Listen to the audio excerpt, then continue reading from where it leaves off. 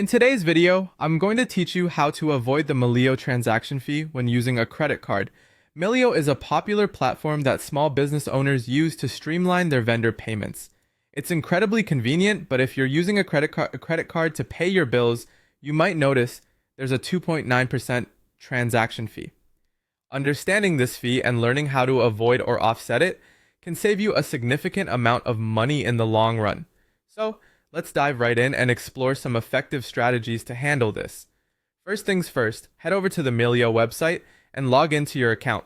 Once you're in, take a moment to familiarize yourself with Melio's fee policy. While most transactions using a credit card will hit you with a 2.9% fee, bank transfers, or ACH payments are completely free. But don't worry, there are some smart ways to alleviate that credit card fee. As you proceed, click on the Pay option to begin making a payment. Now here's a tip. If it's something your vendor is open to, consider passing this fee on to them. Melio allows for this flexibility, and it's perfectly logical if both parties agree. You can also pass this fee to your customer if the payment structure allows for it. Remember, communication is key when discussing these fees with your business partners or customers to avoid misunderstandings. Next, click on New Payment to set up a new bill payment.